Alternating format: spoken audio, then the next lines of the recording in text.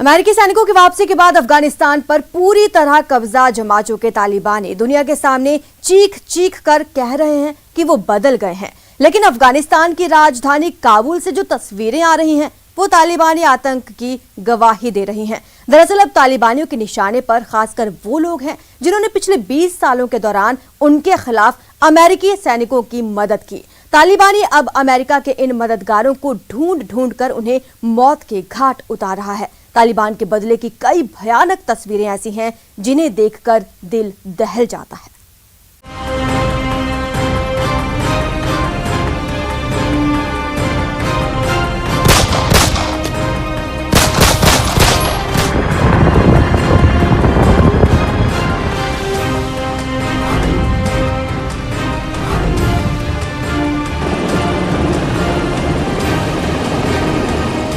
अफगानिस्तान से अमेरिकी सेना की वापसी के बाद से ही तालिबान जीत की खुमारी में है। अमेरिकी हेलीकॉप्टर पर तालिबान का सफेद झंडा लगाकर आसमान से बधाई संदेशों की बारिश की जा रही है। सड़कों पर अपनी ताकत की नुमाइश कर यह एहसास कराने की कोशिश की जा रही है कि तालिबान राज आ चुका है। अब तालिबान की मुखालफत करना खुदकुशी करने जैसा होगा। लेकिन तालिबान सिर्फ चेतावनी नहीं देते बल्कि अपने दुश्मनों का चुन चुनकर शिकार भी करते हैं, जिसकी दिल दहला देने वाली तस्वीरें सामने आने लगी हैं।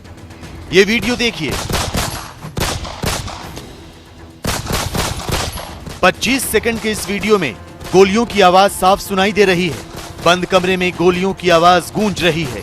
दहशत का आलम यह है कि वीडियो बनाने वाला शख्स बिल्कुल खामोश है। यही नहीं, कमरे में रखा सामान भी बिखरा पड़ा है। दरअसल तालिबान उन लोगों को मौत के घाट उतार रहे हैं जिन्होंने पश्चिमी देशों, खास तौर पर अमेरिका का साथ दिया। अमेरिकी सेना की वापसी के बाद तालिबान इन लोगों के घरों में घुसकर उन्हें मार रहे हैं। एक एक कर पश्चिमी देशों और अफगान सरकार का साथ देने वाले लोगों का कत्ल किया जा रहा है। यही नहीं, अफगानिस्तान में पश्चिमी देशों की मदद करने वालों के घरों के दरवाजों पर तालिबानी अदालत में हाजिर होने के फरमान चिपकाए जा रहे हैं। उनसे कहा जा रहा है कि या तो समर्पण कर दो, नहीं तो मारे जाओ। काबुल में इस समय जो हालात हैं वो काफी परेशान करने वाले हैं और जिस तरीके से तालिबान लोगों को ढूंढ ढूंढ कर मार रहा है, उनके घरों पर पोस्टर चस्पा कर रहा है, आत्मसमर्पण की बातें कर रहा है, वो दरअसल एक सोची समझी रणनीति के तहत हो रहा है। क्योंकि ये हम सबको मालूम था कि तालिबान ऐसा ही कुछ करने वाला है। वो उन लोगों को किसी हालत में नहीं बख्शेगा जिन लोगों के ऊपर शक है कि उन्होंने अमेरिकनों की और अफगानिस्तान सरकार की, उसकी इंटेलिजेंस एजेंसीज की मदद करी है, पुलिस में नौकरी करी है। तो ऐसे लोगों को वो बिल्कुल ढूंढ ढूंढ के मारेगा। इसमें दो राय नहीं कि तालिबान लोगों के दिलों में खौफ भरना चाहते हैं ताकि कोई भी उनके खिलाफ आवाज ना उठा सके। लेकिन अफगान जनता सिर्फ तालिबानी बंदूक से ही नहीं बल्कि भूख से मरने के कगार पर भी पहुंच चुकी है। महंगाई चरम पर है, बैंक बंद हैं और बेरोजगारी बढ़ती चली जा रही है। مثلا مردم کارا طوری که قبلا بود فعلا نیست. بازار به اون شکل که در زمان جمهوریت بود که حالا امارات آمده، مردم از ترس نمیتونن بیرون شون. بازار چندان خوب نیست. بزرگترین ترس همین فرار مغزای متفکر است، کسانی که علم دانش دارن و از کشور. अफगानिस्तान की गिनती पहले से ही गरीब देशों में होती है, लेकिन इस बार तालिबान की वापसी से हालत इतनी खराब हो चुकी है कि संयुक्त राष्ट्र ने देश में भुखमरी फैलने की आशंका जताई है। संयुक्त राष्ट्र ने चेतावनी जारी की है कि इसी महीने के आखिर तक अफगानिस्तान में संयुक्त राष्ट्र के खाने के भंडार खत्म हो सकते हैं। यही नहीं, गरीबों को खाना उपलब्ध कराने के लिए $200 मिलियन यानी 1459 करोड़ रुपए की जरूरत है। अफगानिस्तान का बुद्धिजीवी वर्ग और पत्रकारों ने भी अपने देश की हालत के लगातार बिगड़ने का दावा किया है। दावा किया जा रहा है कि अफगानिस्तान के करीब 1,85,00,000 लोग अफगानिस्तान की आधी आबादी भूख से बिलख रही है। People of Afghanistan were starving. According to the latest report of the UNAMA, more than 18.5 million people of Afghanistan, which is half of the population of all over the country is starving, had bad humanitarian crisis, and there are fears it will increase. Now, when we are talking in a situation after 2 months of this report, of course, the situation is getting worse and the people are trying to flee the country. Kabul पर कब्जा करने के बाद तालिबान कई प्रांतों के governor, police chief और commanders के पदों के लिए नियुक्तियां कर चुके हैं। सिर्फ केंद्रीय सरकार का ऐलान होना बाकी है। काबुल में बड़े बड़े झंडे लगाए जा रहे हैं। राष्ट्रपति पैलेस में बड़े तामझाम के साथ तालिबान अपनी सरकार का गठन करने जा रहे हैं। तो उसके अलग अलग नेता कतर से दुनिया के दूसरे देशों से संबंध साध रहे हैं। लेकिन इस सब के बीच अफगानिस्तान की आवाम पर आफतों का पहाड़ टूट पड़ा है। एक तरफ तालिबान की दहशत है तो दूसरी तरफ भूख से जंग। अमेरिकी सेना की वापसी के बाद अफगानिस्तान पर काबिज तालिबान अमेरिका के उन्हीं हथियारों के दम पर बड़ी ताकत बन चुका है जो हथियार कभी उसके खिलाफ गरजते थे, जो हथियार कभी तालिबानियों के काल हुआ करते थे। तालिबानी आतंकी अब उन्हीं हथियारों की नुमाइश कर रहे हैं। काबुल और कंधार की सड़कों पर एक बार फिर बड़ी संख्या में टैंक और बख्तरबंद वाहनों का काफिला निकला।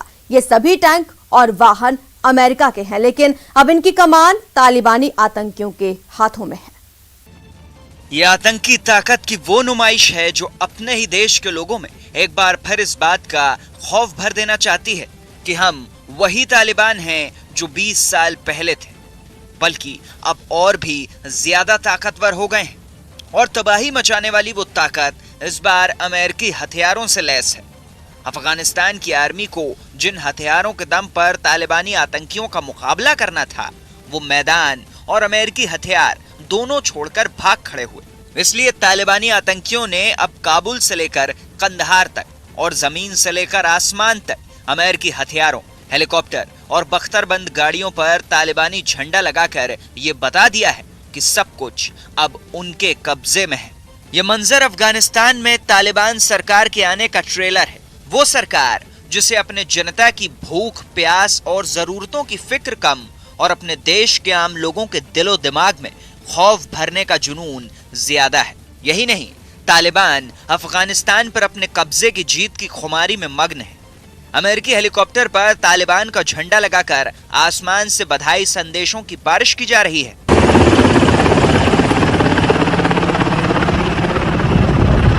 तालिबान अफगानिस्तान के लोगों को लगातार अपनी जीत को अमेरिकी सेना पर जीत बता रहा है और उसकी खुशियां मना रहा है, जबकि अफगानिस्तान के लोगों की हालत खराब है। वहां महंगाई चरम पर पहुंच गई है, बैंक बंद हैं और रोजगार की कमी हो गई है।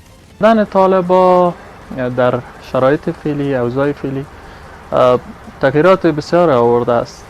مثلا مردم کارا طوری که قبلا بود فعلا نیست. بازار به اون شکلی که در زمان جمهوریت بود که حالا امارات آمده، مردم از ترس نمیتونن بیرون شوند. بازار چندان خوب نیست. तालिबान अफगानिस्तान की सड़कों पर उन हथियारों की नुमाइश कर रहा है जो अमेरिकी फौज ने काबुल से निकलते वक्त छोड़ दिए थे। इन हथियारों और साजो सामान के दम पर तालिबान एक झटके में कहीं ज्यादा ताकतवर बन गया है।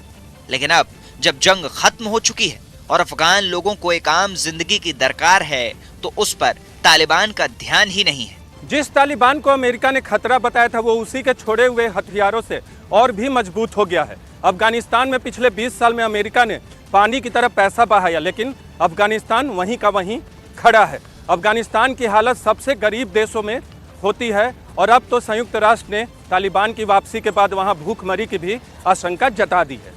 एक तरफ तालिबान अफगानिस्तान पर अपनी जीत का जश्न मनाने में व्यस्त है, तो दूसरी तरफ अफगानिस्तान के लोगों के सामने तमाम तरह के आर्थिक संकट खड़े हो गए हैं।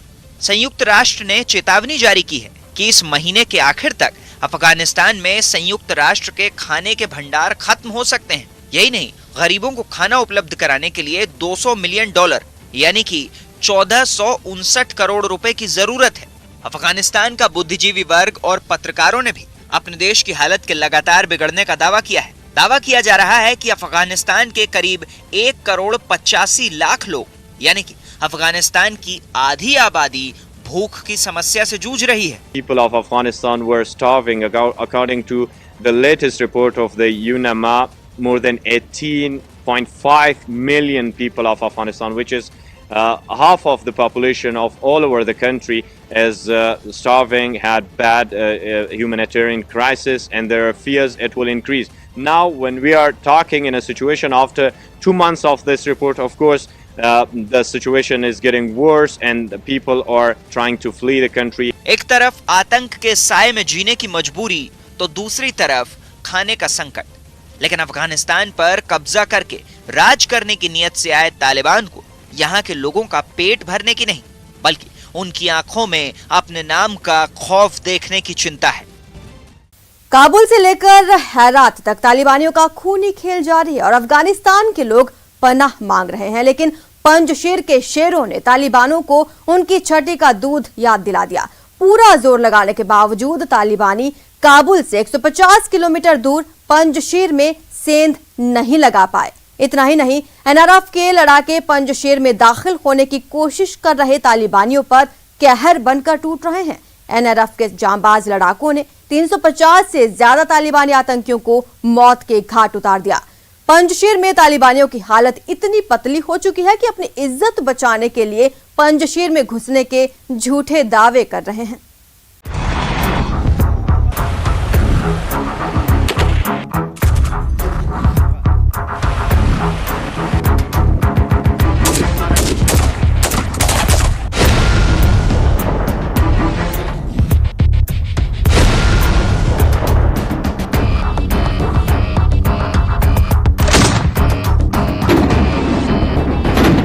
काबुल पर कब्जा करने, अमेरिकी सेना के लौट जाने और अफगानिस्तान में सफेद झंडा लहराने की तैयारियों के बावजूद तालिबान की सिरदर्दी खत्म नहीं हो रही है। पहाड़ की ऊंची चोटियों से घिरे पंजशीर प्रांत में तालिबान और एनआरएफ यानी नेशनल रेजिस्टेंस फ्रंट के बीच जंग तेज हो गई है। तालिबान जहां अपने आतंकियों को अत्याधुनिक हथियारों से लैस कर पंजशीर का किला फतह करने के लिए भेज रहे हैं, वहीं ऊंची चोटियों से पंजशीर के लड़ाके उन पर कहर बरपा रहे हैं।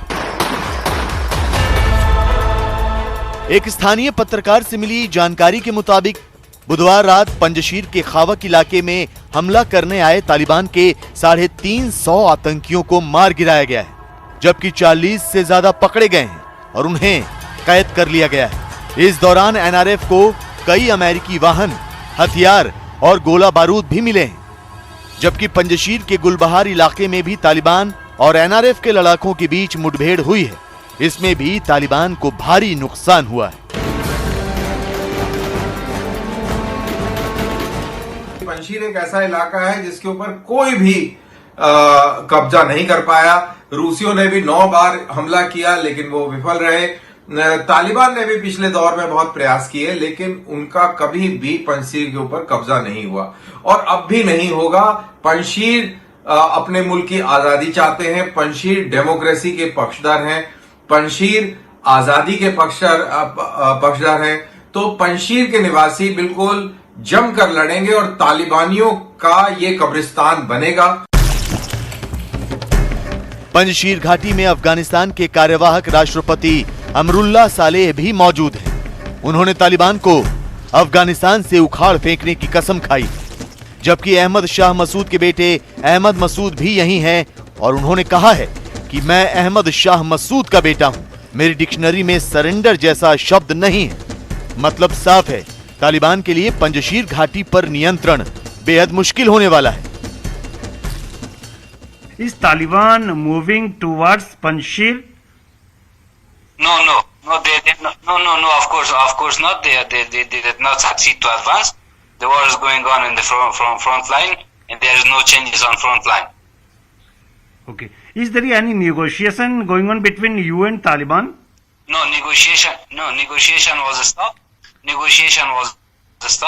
And they stopped the negotiation and they break the war, and now the war is going on.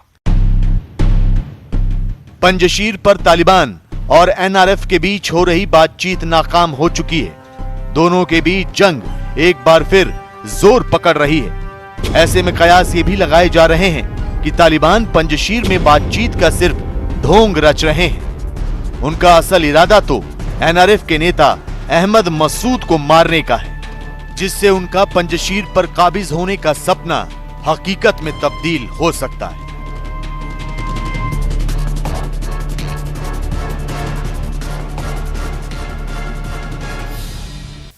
यहां रुकते हैं, छोटे से ब्रेक के लिए जल्द हाजिर होंगे।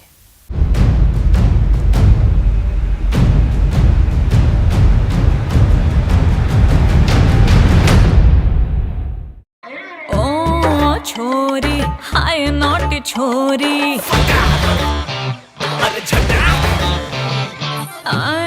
छोरी हाय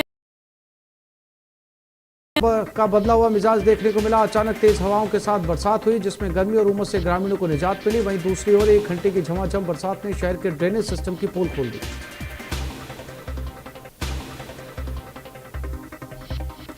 भारतीय क्रिकेट टीम ने 2 सितंबर से 2 ओवल में खेले जाने वाले चौथे टेस्ट के लिए टीम में कुछ बदलाव किए। लीड्स में हार के बाद चयन समिति ने टीम प्रबंधन के अनुरोध पर चौथे टेस्ट के लिए तेज गेंदबाज प्रसिद्ध कृष्णा को भारतीय टीम में शामिल किया।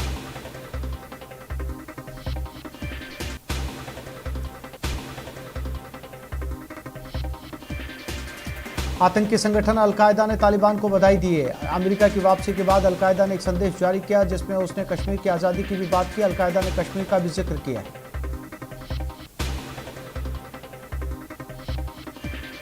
अफगानिस्तान में पश्चिमी ताकतों की मदद करने वालों के घरों के दरवाजे पर तालिबानी अदालत में हाजिर होने के फरमान चिपकाए जा रहे हैं। उनसे कहा जा रहा है कि या तो समर्पण कर दो या मारे जाओ।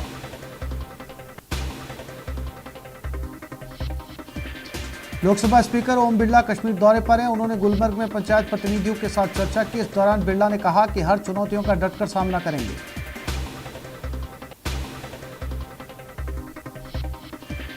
बेंगलुरु में कांग्रेस नेता सचिन पायलट ने प्रेस कॉन्फ्रेंस कर केंद्र सरकार पर निशाना साधा। उन्होंने कहा कि महंगाई से जनता त्रस्त है और सरकार संपत्ति बेचने में मस्त है। सरकार काम नहीं, सिर्फ मार्केटिंग कर रही है।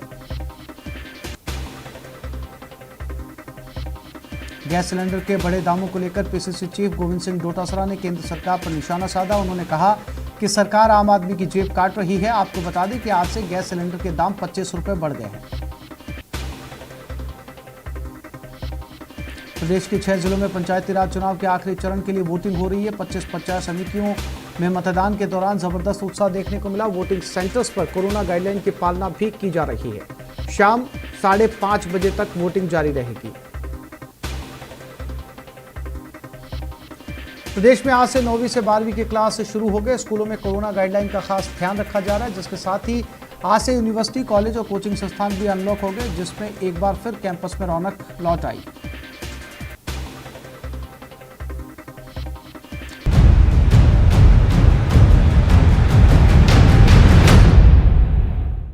पाकिस्तान का इतिहास रहा है कि वो किसी न किसी को मोहरा बनाकर भारत के खिलाफ उकसाता रहता है, लेकिन तालिबान के मामले में पाकिस्तान गच्चा खा गया, क्योंकि तालिबान के बड़े नेता और हक्कानी नेटवर्क के अनीस हक्कानी ने साफ कर दिया कि कश्मीर भारत का आंतरिक मामला है और उससे उनका कोई लेना देना नहीं है।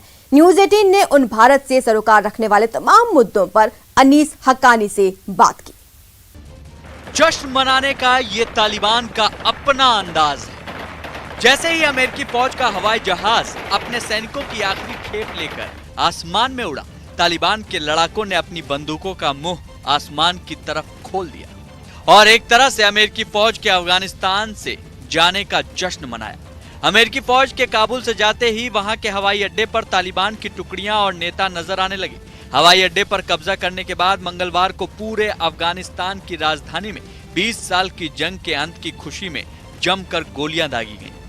अफगानिस्तान में तालिबान के नाम का सिक्का चल रहा है और ये बात भी सही है कि तालिबान को लेकर दुनिया में जितनी मुंह उतनी ही बातें हो रही है। कयासों के लंबे सिलसिले जारी है और ऐसे में एक सवाल जरूर उठता है कि आखिर तालिबान का भारत को लेकर क्या रवैया रहने वाला है। तमाम अफवाहों के बीच अगर इस सवाल का कोई जवाब दे सकता है तो वो सिर्फ तालिबान का नेता ही दे सकता है।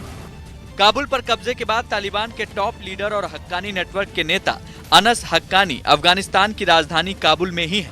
दावा किया जा रहा है कि अफगानिस्तान में नई सरकार बनने के सिलसिले में जो बातचीत के दौर चल रहे हैं, उनमें अनस हक्कानी भी शामिल है। अफगानिस्तान में तेजी से बदलते हालात पर भारत की भी नजर है, लिहाजा न्यूज 18 ने तालिबान के टॉप नेता अनस हक्कानी से बातचीत की। मेरा पहला सवाल आपसे यही है कि 20 साल बाद फिर से तालिबान अफगानिस्तान पर काबिज है। बात अब अमन की है, बात अब स्टेबिलिटी की है। आपको क्या लगता है आगे क्या होगा? ये खुदा का एक बड़ा इनाम है जो हमारे ऊपर उसने हमको दे दिया, अता कर दिया। हमने इस इनाम के लिए, हमने इस हदफ के लिए 20 साल जद्दोजहद कोशिश कर दिया। हमारे लिए बहुत खुशी का दिन है, हमारे आज़ादी का दिन है, हमारे सब लोग के लिए, सब लोग इस पर बहुत खुश हैं। इंशाल्लाह और भी अच्छी और इसके लिए अच्छी दिन आएगी। अफगानिस्तान से अमेरिकी सेना की वापसी के बाद तालिबान सरकार के गठन को लेकर क्या है प्लानिंग और दुनिया के देशों के साथ कैसे रिश्ते रखना चाहते हैं, इन सवालों के बीच इस बात की भी चर्चा गर्म है कि कश्मीर को लेकर तालिबान का क्या रुख रहने वाला है। हक्कानी नेटवर्क को और आपको पाकिस्तान का बहुत करीबी माना जाता है। पाकिस्तान जम्मू एंड कश्मीर में खलल कर रहा है, कश्मीर ही उसके लिए एक मुद्दा है। मेरा सवाल आपसे यह है कि आप के लिए क्या कश्मीर मुद्दा है? क्या आप जम्मू कश्मीर में दखल करेंगे, पाकिस्तान के प्रॉक्सी वॉर की मदद करेंगे? ये भी एक तबलीगाती प्रोपागेंडा के लड़ाई झगड़े का एक जुज़ हिस्सा है कि लोग कहते हैं कि वो पाकिस्तान और दूसरे के साथ ताल्लुकात है। और हमारे जो मालूमात है इस 20 साल में आपकी जो मीडिया है, इंडिया इसमें भी एक बहुत काम कर दिया लोगों की ज़हनियत को खराब करने में। ये बड़े अफसोस की बात है। भारत से ताल्लुकात के बारे में अनस हक्कानी का जवाब साफ था। अब मैं आपसे जानना चाहता हूं कि भारत के साथ हक्कानी ग्रुप का, आपका और फिर तालिबान का कैसा रुख होगा? नहीं, पहले हक्कानी नेटवर्क के नाम से कोई चीज नहीं है इधर था। सब एक इमारत है और इमारत इस्लामी सारे ममालिक के साथ अच्छे से पॉजिटिव ताल्लुकात के खैर ख्वाह है, पॉजिटिव और अच्छे ताल्लुकात चाह रहे हैं। और उसमें जो 20 साल हमारे जो मुखालिफ टूर्नामेंट था, हमारे जो मुकाबले में खड़ा था, उसके साथ उसने सोसाइटी और सिक्योरिटी और मलिक सोसाइटी ने बहुत उसके साथ हेल्प कर दिया, उसने चीज के मुस्तबर कर दिया। इसके बाद हम पुराने बात को हम याद नहीं करेंगे, लेकिन हमारे इरादा है कि हम सारे और सब ममालिक सबके साथ अच्छे ताल्लुकात कर पाए। भारत से इतने बेहतरीन ताल्लुक बनाने की वकालत कर रहे अनस हक्कानी के मुंह से यारी, दोस्ती और अच्छे ताल्लुकात की बातें बेहद चौंकाती हैं और हैरानी तब और बढ़ जाती है जब हम अनस हक्कानी के अतीत पर नजर डालते हैं। अब आपको बताते हैं कि आखिर अनस हक्कानी कौन है। अनस हक्कानी पाकिस्तानी नागरिक है और हक्कानी नेटवर्क का मुखिया भी है। पाकिस्तान की खुफिया एजेंसी ISI और तालिबान के साथ हक्कानी नेटवर्क का रिश्ता काफी पुराना है।